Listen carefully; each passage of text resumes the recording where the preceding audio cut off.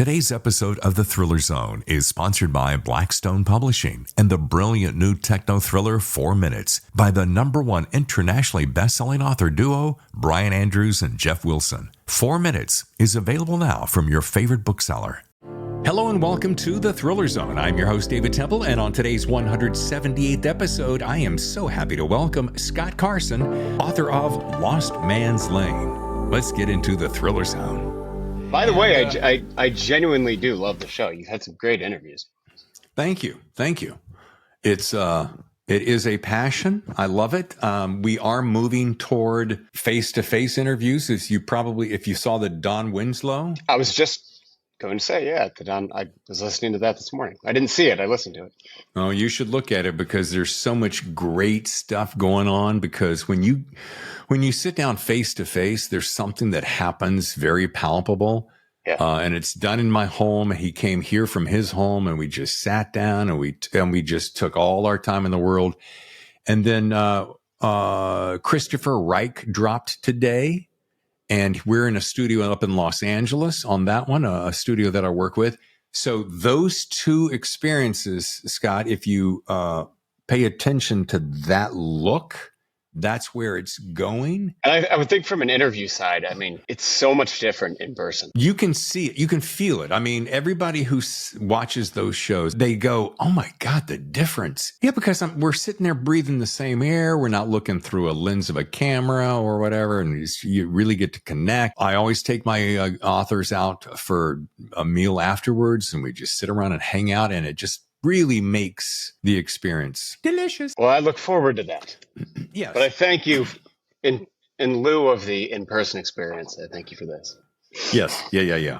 By the way, where do you live? So I'm in Camden, Maine and Bloomington, Indiana.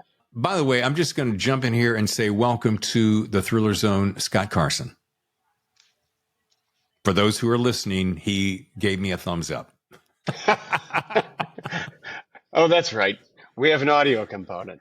Thank you. Right. It is my pleasure to be here.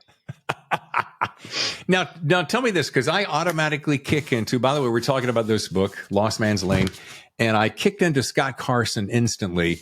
And I know that it's actually, let's see, you gave me a great little cheat sheet. Juanita Margarita Corrida. Yeah. Corrida, yes. Michael Corrida. So Michael Corrida is your given name. Scott Carson's your pen name. And they split off into two different genres. Am I right so far?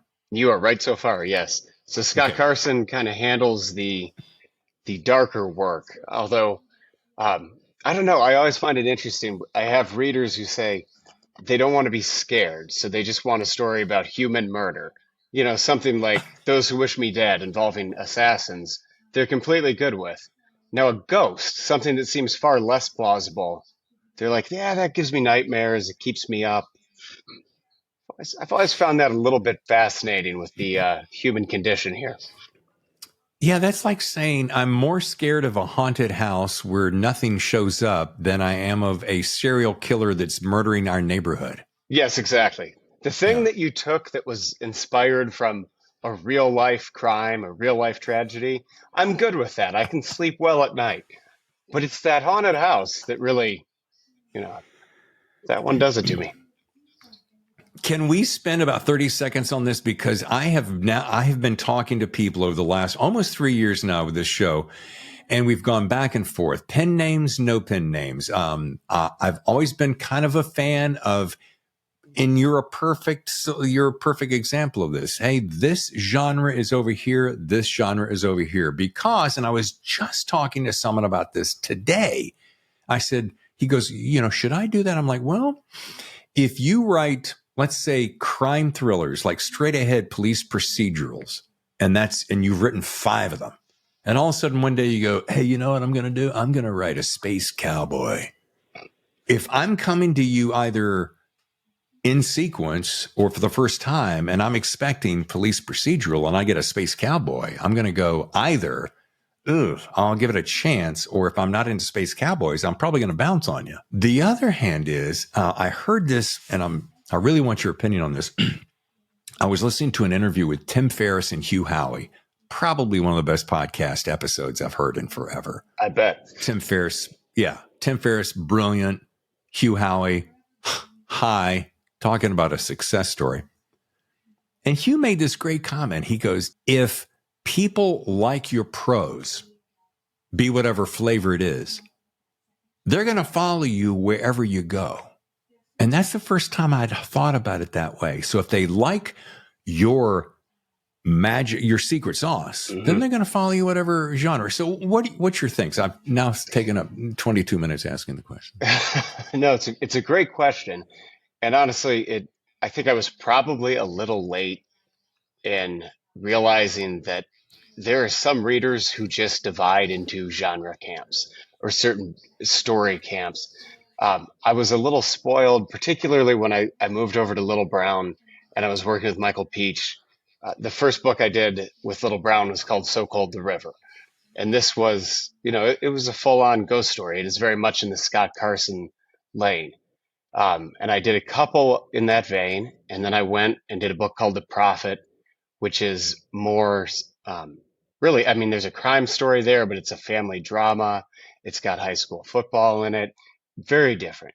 Then I do Those Who Wish Me Dead, which is this, thing set out in the wilderness of Montana with assassins and forest fires. And when I was working with Michael, he always said, your job is to deliver the best book. My job is to figure out how to get it to the readers. And I probably put too much pressure on the publishers to deliver and the booksellers to deliver in that way. So I don't disagree with the idea of once someone finds your voice, they'll follow you. But it can be very helpful for everyone else involved in the process if you say, hey, I can give you the lane over here. And, I think about the body of work that Stephen King has created. And for every supernatural story, we also have a Shawshank Redemption or, The Body, Stand By Me. People are showing up for King, but even within that world, that was a guy who wanted to try a pseudonym at some point in time, So I wish I had started this, the pen name thing a little bit earlier. I have very clear lanes, not for the reader or my editors, so much as the booksellers and the librarians and the people who are introducing you for the first time. This is so good. Thank you for that, because here's what you're doing is you're saying, what shelf do I put you on? Yep. What section of the store, what shelf do I put you on? If you're, if you're blending, that's even more challenging. But I see that and I get it. And personally, and this is what I like about your mojo, is you say right out back in the back of the jacket, you go, Scott Carson is the pseudonym of. So there's no, and it's not like there's one picture of you with your ball cap on. Hey, I'm Scott. And over here, I'm in a suit and tie and I'm Michael. Wait a minute. Aren't they the same guy? Yeah, they're the same guy. We were a little more honest with this book. I will confess, the first Scott Carson book, I loved the idea of having a genuine pseudonym, by which I mean it was a secret. No one would know. I could give a book to a friend and say, tell me what you think of this guy. And I would get an honest opinion back, as painful as that might have been. But It turns out publishers want to sell these things. And there's this idea of publicity and promotion that is useful. So it's tougher to do with the Invisible Man. So now, we're right out in the open. And I also get to live out the fantasy of having a name that people can pronounce without the, think Margarita, I didn't need the phonetic device. Yeah. Think Larson, think Parson. Yeah. Yeah. If the reader can't get to Carson, I probably don't want that reader, honestly. Yeah. All right. So let's back up a second. So for backstory, we got 10 standalones. We got 3 of Scott, 3, Marcus Novak series, and 4 Lincoln Perry series as Michael. So which one, this is a crazy question, but it's the one that pops in my head. Do you have a favorite? Because everybody's got a favorite of everything they do in life. So I know you're going to love both lanes, but do you have one lane you like just a little bit more? It's a great question. And I think, well, the answer is no, because if there was one that I loved more, I would be smart enough to stay in there and just keep hitting down the fairway. Instead, I always, I'm drifting around. But The thing about the supernatural stories that really appeals to me is I think they're so tough to do well, to sell Mm, an mm, audience of skeptics. So I'm a reader who I'm not a fan of, the ghost hunting shows. That's not the world that appeals to me. But when a book or a movie in that world lands for me, I'm in awe of the storytelling because you've got to achieve all of the things that you would do in a crime novel or a thriller anyhow. All of those things still need to be there. But now you also have to build this new mythology and sell it to the reader and sell it to yourself. And I like that added challenge. So the supernatural stories are by far the more difficult ones for me. Um, hmm but the satisfaction of sticking the landing there is maybe a little bit greater. The last point I'm going to make on this, so I don't look like I'm just beating a dead horse, is this. And the thing I like the most about pseudonyms is this argument. We're writers. We create worlds out of thin air. And if you want to write crime procedurals for book 1, 2, 3, 4, 5, and all of a sudden you go, I got a wild hair. I want to write a supernatural cowboy mystic thing. Then go for it. Somebody somewhere is going to like it. You're going to enjoy the process, or for my Canadian friends, the process. So I say run with reckless abandon. So I applaud you in both that camp and this camp. There you go. Yeah, I don't think you're ever going to get your best work by staying in the familiar. Yeah. It's going out there and getting a little bit dangerous. However, and that doesn't mean changing genre necessarily. It can be changing voice. It's working on a type of execution or a stylistic technique you've never played around with before. But if the book doesn't scare you a little bit in terms of some sort Stretching of yourself. fresh creative challenge, yes, then I don't think you're going to get it's not going to be your best stuff. There has to be something in there that scares you a little. And after all, don't you hear this 100 times, Michael Scott? Don't you hear this constantly? I want you to do this thing, but different. Give me that Exactly. juice Yeah. of that, a little bit of that and a little bit of that, but just make it different. Oh, It's okay. That's easy. we all complain when, a new album comes out from a favorite artist. It's either it sounds too much like the last one or it sounds too experimental. They got too far away from what I loved. It's that challenge of there's such a sacred bond between the artist and the audience, but you can't let them steer you completely. And I liked what you said earlier about I think if you're doing it really well and you're putting in your best work, they will follow you. They really Yeah. will. You might lose some, but eh, such is life. Yeah. And I don't know if you knew that, or I don't know if you agree with this or not, but as far as we know, we only get one crack at this life. So why don't we just have fun with it? And for some reason in my mind, Picasso popped into my mind because Picasso was a classically trained artist. His early work was nearly photorealistic in a lot of ways. I mean, he was a Hmm. master. And then one day he said, I want to go off the beaten path and get kooky. My word, not his. And that's what That's not a direct from the journals of Picasso quote. yeah. No. And so this is what he's become known for. Can you imagine if all of a sudden he says, hey, audience, how do you like that wacky stuff, the kooky stuff? You like that? You don't? You know? Are Oh, you following me here? Yeah. yeah. Anyway, all right, let's talk about Lost Man's Lane. And by the way, folks, I want you to look at the very tip top of. There's a little guy right here who says it's Stephen King's calling you a master. And I'm looking at the back, and I'm just bear with me. I know you. This is partly old to you and partly maybe nerve wracking, but I'm going to do it anyway. Some of my favorite authors in the world are singing your praises. Megan Abbott. I mean, with Lost Man's Lane, Scott Carson fuses a gothic spellbinder steeped in old American lore with the piercing ache of a coming-of-age story, bittersweet and filled with longing. It's a dazzling, genuinely terrifying novel. I could stop right there. And some readers probably should. Just make sure you make it to the cash register first. That blurb, I'm glad you highlighted that quote from Megan, actually, because that one meant a lot to me, both because I think she's just brilliant. She's as good as anyone out there right now. But also, she put her finger right on what I was hoping to do with the novel. And that's always, you mentioned earlier, you said maybe it gets old. I'm 19 books into this thing now. The one element that has not gotten old and never will is just knowing that writers I love and admire are reading my stuff. You hope they like it, but um, there is never going to come a day when my heart doesn't speed up a little bit at the idea that Stephen King has read my stuff.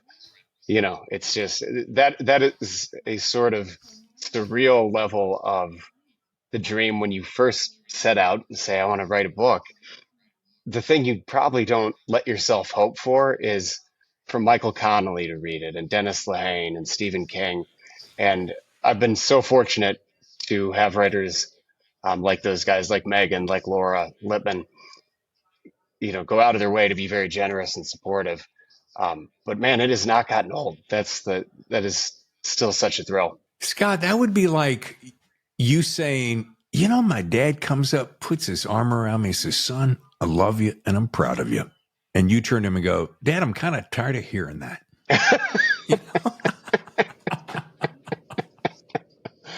I like that comp. That's spot on. Yeah. All right. So do this for the folks who have not grabbed this yet. Tell me about Lost Man's Lane. Just set it up for me. Yeah. So it's set in my hometown of Bloomington, Indiana in 1999. And it's drawn a bit from my own experience. When I was 16 years old, I got an internship working with a private investigator whose name was Don Johnson. I mean, you cannot beat that as the PI name. And it was just something. My high school had this program called Independent Study, and I don't think they believed I could deliver the required qualified mentor. And I cold called this guy in the Yellow Pages and gave him my pitch about how I wanted to learn the business. And he actually he let me take the shot, and it was so much fun. I mean, it was a great experience. It was lasting. It was a part-time job while I was in college. Then it was my day job until I was making enough as a writer, to just do that full time.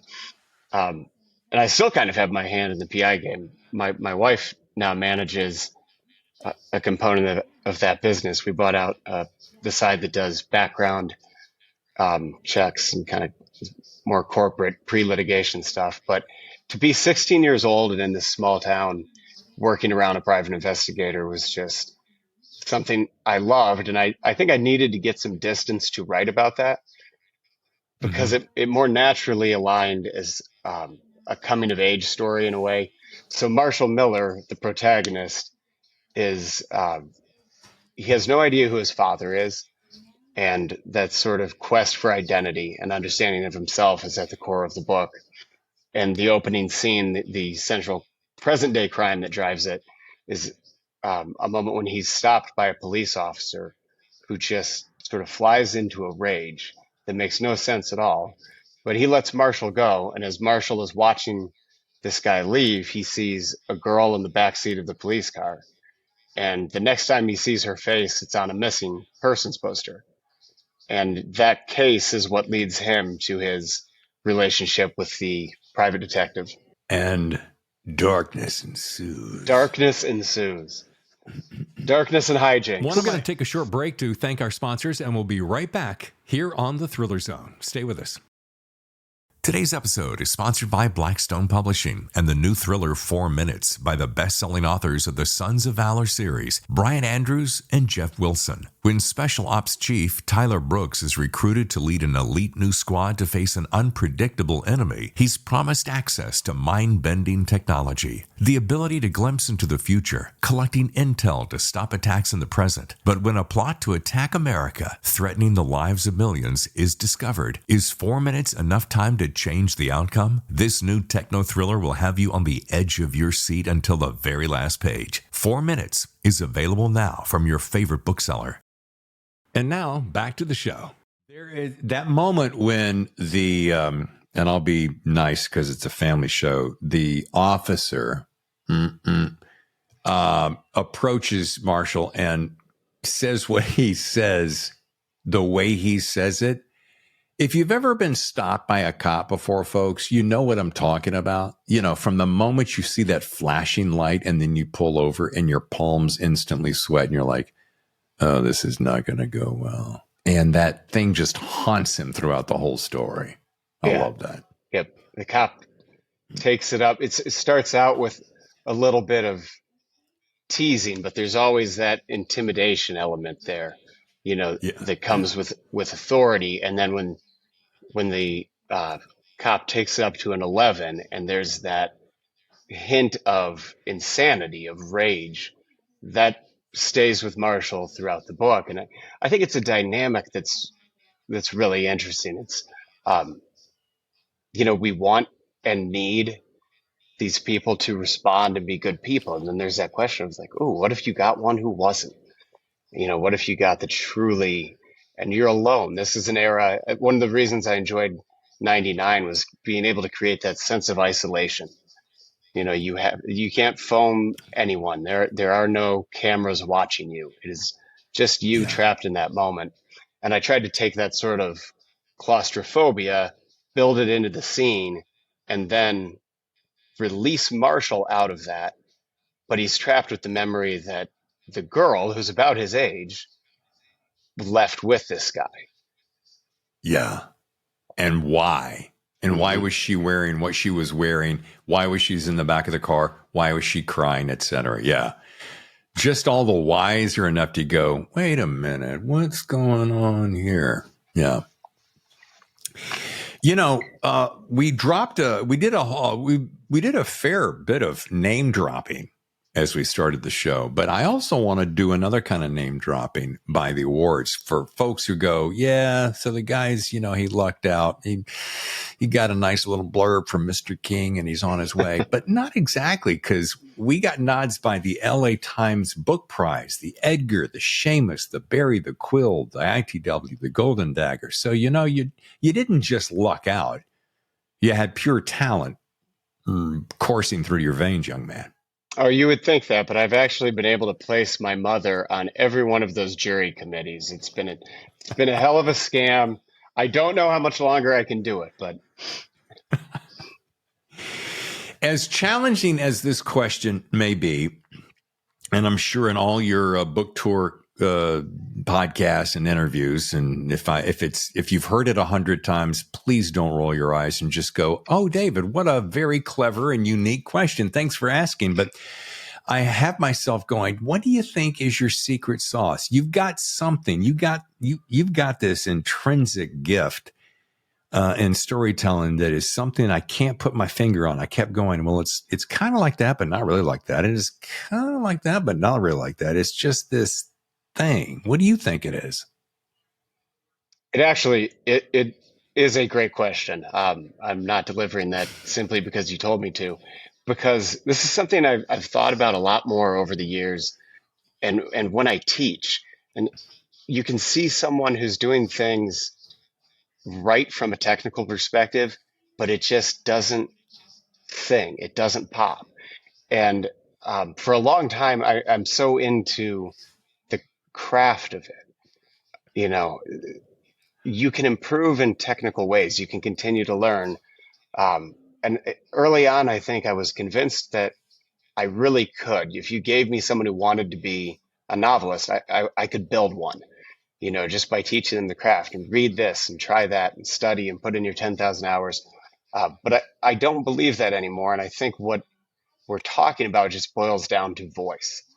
You show up with some original perspective and tone. And it's not just the way it's not a worldview. It's the way you relate that to language that you can improve it in different ways. And this is one of the things that I found very kind of amusing when I tried to break out and create the Carson persona. I wanted to create a different voice.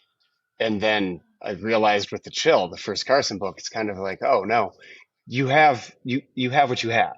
And you can try to push that into different types of stories, but at the end of the day, your voice is your voice. And I think the things that you spark to are not going to change. So you can move around, whether it's in genre or setting or character. You can and you should move around within that space. But the thing that makes your heart beat a little faster, whatever your emotional cues and triggers are, those are going to still be there, no matter how different the story world might be. And one of I think this book in particular, I really enjoyed because it has this underlayer of nostalgia. And that's something that I would say you could look back at my work and, from my debut on, I'm very drawn to characters who are haunted by the past in some way, where the past is breathing on their neck in a very active way. And sometimes that's literal. The ghost story brings the past right into the present. So then it plays out very naturally. In other books, I'm thinking of The Prophet, for example, here.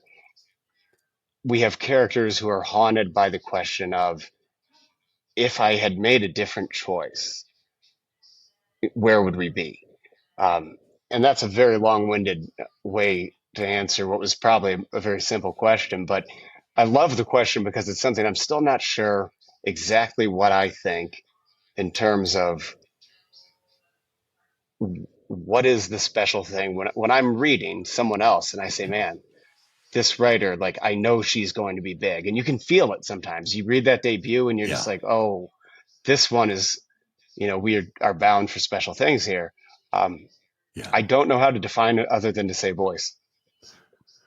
Well, and I think what's interesting, and this triggered a thought, if you and I were given, if we were going to get up on a panel and speak in front of someone, a group, and someone handed us a note, and it's a joke, or it's a short soliloquy, whatever it is, I don't care, but it's identical. And someone said, David, you go in this corner, Scott, you go in that corner. You got 5 minutes, read it, interpret it, memorize it if you want to, whatever, come back to the stage. Just the mere fact of the way that we're going to read and or personalize, ingest, personalize, describe is going to be vastly different. But it could even be the exact same paragraph. But I'm going to bring something to the party you ain't got. And you're going to bring something to the party that I couldn't possibly bring. Absolutely. I love that comparison with the idea of the joke in particular. That would be a fun Netflix special. Send, Dave Chappelle and Jerry Seinfeld off in separate rooms with the exact, here's your setup and here's the punchline we need you to get to. But it would feel so different. And they could both be very successful with their delivery, but it is going to be the magic, the thing that makes it work when they deliver it to the audience will be that special thing we call voice. Exactly. Yeah. Well, you've got a hell of a voice. I only know you as Scott Carson, so I guess I got to pick up a Michael book and read it so that I can see what your other split personality is. That Karita guy, I'm telling you, we're going to leave him in the dust. All right. Well, I always close every show with this one question. It's kind of my hallmark signature, and it's like, what is that best piece of writing advice? And you can think about this as I have listeners who are brand new to writing and they're working on their very first one. I've got other readers who are, they're 10 books in, but they love this part because they pick up a little something extra each time. So what's your piece of writing advice? I mean, I immediately begin thinking of the read widely.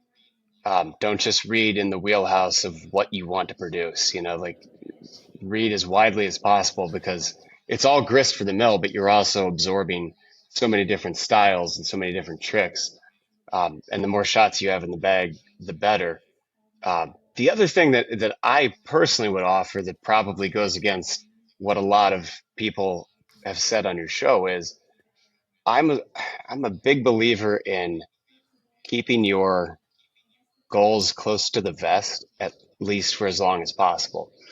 And by that, I mean, so Stephen King in On Writing, he says, write the first draft with the door shut. And I agree with that completely. I wrote 3 books that I didn't show anyone. I began showing people my 4th book, and I didn't even tell people that I really wanted to write. And there's something, and there is, by the way, there's actual neuroscience to back this up. I was not aware of it at the time, but there's something about not voicing a goal that allows it to hold a little bit different magic. And there really is some pretty interesting data and research on the way it deepens motivation, because now it is, you sort of have this secret project onto yourself. And no one can, when people give you feedback, and I know writers groups work for some people. I was never in one, but I'm not saying they're a bad thing. However, Right. when you're offering up 10 pages, you're going to hear essentially one of 2 things coming back. It's really good or it's really bad. And either one of those is dangerous, particularly in the early days, because you don't want to become defeated, which the negative feedback can be. But I think maybe more dangerous is the idea of being told you've done great stuff already. The great stuff will come out of draft 3, 4, 5, and 6. So it's one that I know a lot of newer writers want to share stuff early. They want to get feedback early. And I would sort of urge against that. Yeah. I like that. That's great insight. And I appreciate that, because sometimes you find yourself, if I tell Scott, hey, I want you to read this thing, and you go, it's pretty good. I'm going to be staring at your reaction. I'm going to go, it's not that good. Shit. Or you might really love it. And 10 other people go, of course, Scott's going to say that. He's your best friend. Everybody else, we know what the truth is. So I just think it's I like that insight and advice. That's solid. And I think I would also worry about letting myself off the hook a little bit if I had shared, 5 chapters of the work in progress and it went over really well. It's so easy to, even though you wouldn't intend it, it's so easy to let off the gas a little bit, because suddenly you've got this contentment of, I know it's landing well. I know that this is good. Well, that's reassuring, but I think you probably get the better push if you're not sure. And the longer you can go being not sure, the more, just by the nature of kind of the human brain, the harder you're going to be on yourself, because you want it to be good and you have had no feedback yet.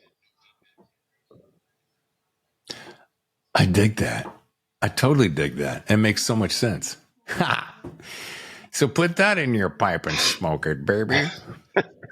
Scott and I were talking before we came on about the power of these face-to-face conversations I've been having with Don Winslow, Chris Reich, Chris Haughty, John Lindstrom. And there's something that happens when you get in the room with someone and you're breathing the same air and you're, just really absorbing each other's energy. And as I'm talking to you now, I get a totally different feeling than when I very first met you. And that's the thing. That's the magic, just to diatribe for a second. That's the magic of being face-to-face. That's why I like going to book signings, and I like doing this show face-to-face. So I'm gonna say on your next book, we're gonna figure out a way to sit down face-to-face, because I have a feeling we could really deep dive for several hours and I would love come it. up with some really, some good stuff. Once again, the book is Lost Man's Lane, folks. And if you want to learn more, go to Michael Koryta, and that is KORYTA.com. Of course, Scott Carson, the guy who wrote this one, they're one and the same. Don't tell anyone. But man, I wish you so much success, Scott. And it's so fun having you on the show. Appreciate your time. Thank you. This is my pleasure. Had a blast. And I can genuinely say I'm a fan of the show. So you might be tired of the Zoom interviews, but just keep them coming, because that, you were asking what my advice would be. It also involves reading interviews or listening to writers talk about process. I mean, just to kind of get down in the weeds and live with the craft in the way that you help people, you facilitate that opportunity. So keep them coming. Well, thank you. Thank you. Yeah, it's not saying necessarily goodbye to the classic Zoom. It's just that, man, once you sit down face to face and just break bread and hang out, it's dynamite. Anyway, huge success to you. Sorry, the situations that you're in currently with some family issues. Our thoughts and prayers are with you. Thank you. And but boy, with this book tour, folks are going to love hanging out listening to you. Well, I hope so. Thank you very much. Appreciate the opportunity. And I look forward to, I'm going to hold you to that. Let's get together in person for the next one.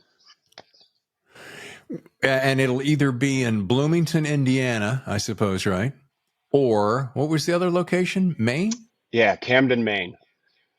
Maine. It's interesting. I've learned over the years, much easier to recruit people to visit Maine than Indiana. It's like, so far, I think that Maine has about a 55-1 lead on people wanting to visit.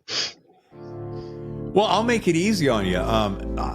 Talk to anybody who's gone to BoucherCon. They love San Diego, which is where I live. I love San Diego. Any excuse to go to San Diego. Just this would be good enough. Talk to you for 2 hours about books. Let's book it in. And dude, if you could see what I'm looking out the window, we've got a great little gazebo, a pool, jacuzzi. We have dining service. I mean, we take care of you. So when you show up to our joint, you get treated nice. Well, let's plan on it. The next one's going to be a bright, cheerful story about a haunted nuclear bomber. So what's not to like? Thanks again, Scott. Our hat is off to you for another wonderful book, Lost Man's Lane. Folks, before I scoot out of here, I want to say one more time, thank you so much for subscribing to our YouTube channel, youtube.com/The Thriller Zone. Be sure to catch us on every single podcast channel available. I mean, it's Apple Podcasts, it's Spotify, it's iHeartRadio, it's Amazon Music. Check us out wherever you enjoy your favorite podcast. And of course, you can find us at thethrillerzone.com. I'll see you next time for another edition of The Thriller Zone.